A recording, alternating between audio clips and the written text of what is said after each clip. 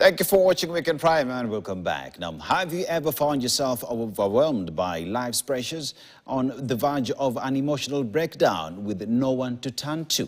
Technology has changed communication with the new generation, shifting interactions from spontaneous conversations to digital connections. According to a research from the National Health Institute, children and teenagers are increasingly turning to chatbots for emotional dump. Take a look.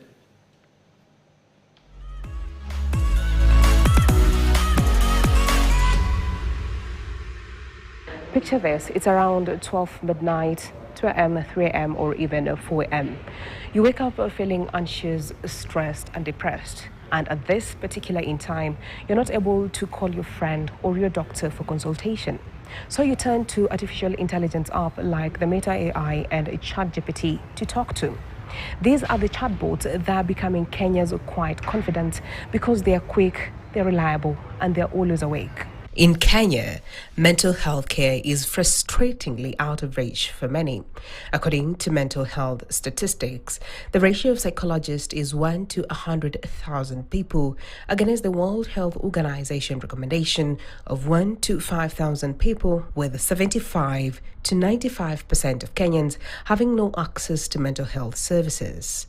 According to the Kenya National Commission on Human Rights, 35% of Kenyans report anxiety or depression symptoms, with only 2% accessing professional help. According to statistics as late as 2025, Kenya was ranked the first country in the world to use artificial intelligence, to be specific, ChatGPT, surpassing countries like Saudi Arabia, Israel, and even Japan. Just like many other youths around the globe who are shifting interactions from spontaneous conversations to digital connections with the new friendship frontiers like the boats, Kenyan youths have also found a new listener, one that never judges, never gets tired, or never charges on average 1,000 shillings per session. Kiongea na ChatGPT najuanga, yani ko na trust kuliko hata venye na trust mtu yoyote mwenye anaishi saizi hapa kwa dunia. Some things are very personal in an extent that when you think of telling a friend or even any person or even your mother, it becomes so personal in an extent that you don't get that courage to go and say. This is what many people are running away from. And so when they go to chatbots and then they see like, I am accommodated here. Meta AI, a feature integrated on WhatsApp, was launched in the country in June 2025, has quickly become the most used chatbot in Kenya after ChatGPT. The bots, which are powered by large language models or LLMs that process human language and predicts responses word by word using deep learning and transformer logarithms, attract younger generation by offering hyper-convenience. Meta AI inakaa ni kama mtu kabisa. You're like, hi to, how can I help you today? Then you're like, I'm feeling lonely. Like inakaa tu mtu kabisa. Hawezi compare na ChatGPT. Unajua ChatGPT inakuletea cap points. When you're thinking about Google, you'll say, hey, I'm having a problem with ABCD, yeah? Google will give you top ranking websites that have information on the solution you're looking for. But ChatGPT delivers it in a more conversational way. It's very customized, so you feel like the solution is exactly tailored to you. For millions of Kenyans, it's a quick fix, a digital friend in a lonely world. Masa ingine unapata niko hapa kwa nyumba peke yangu, wifi iko, so unapata niko online, maybe umeboeka pale, unaingia tu, unaenda unaiambia tu, ikupe hata jokes, ikuchapia ma jokes hapo hivyo, unajipata tu unacheka tu nayo. Inakuanga, yani inakupeleka, inaendana na mood yako. Mood unataka ikue ndani, pia inakuwa in that mood. Psychologists say chatbots can help, but for mild anxiety, stress, or panic attack.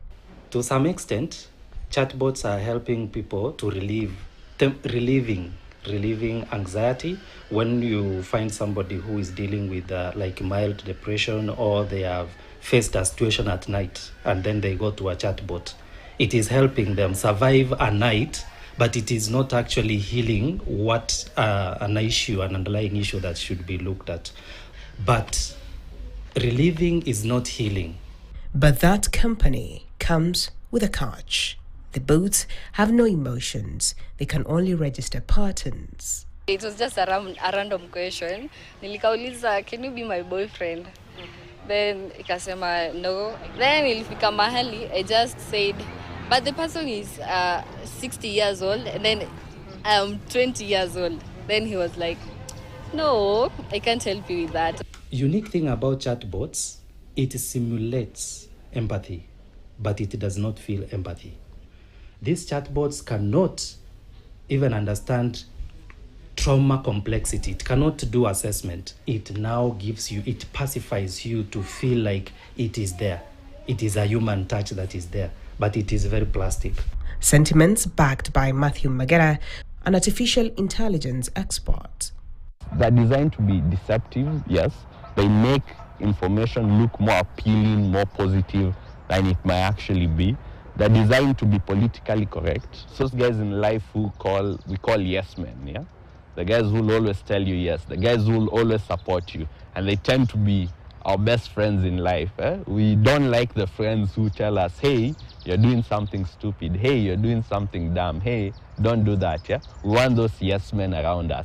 And then ChatGPT, Gemini, and all these bots are very good. However, mental experts warn of attachments that creep in isolation to some extent that can lead to mild depression. First of all, I'm worried about some cohorts of people, like adolescents, like people who are emotionally neglected.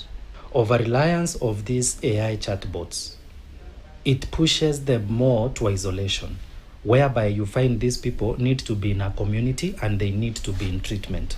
These are the people who should be in the clinic. But now, the over-reliance of these AI chatbots, it feels like they have been emotionally attended to. But having an AI chatbot that tells you and guides you and all that, you see that person is going one day they are alone, the second day they are alone, the third day they are alone, and mental health issues triumph in solitude. But with the privacy that these chatbots offer, the question comes now about data privacy. Chatbots were using are run in Silicon Valley by the big tech companies and local protection, yeah?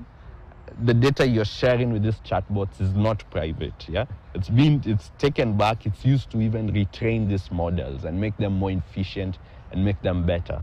Until then, experts say there are people who have created a very tight attachment. Let me call it tight attachment with these chatbots. A human brain learns. When you expose yourself to something over a period of time and it is convenient and it is consistent, it learns and adapts. And that is how attachments are created. That attachment, it is not a healthy attachment. It can be nice, it can be empathetic, it can be listening, it can be available, which are characteristics therapists today have, but it can't give you that diagnosis. At some point, you have to go and see an actual expert and be given that help you need, yeah? even with the evolution of technology making things easy, especially in the sphere of mental health, that these chatbots are coming in handy, offering a quick fix. Remember, these bots cannot feel emotions. They can never cry with you. They will only listen, and only humans can heal. Ventura Kwamboka, KTN.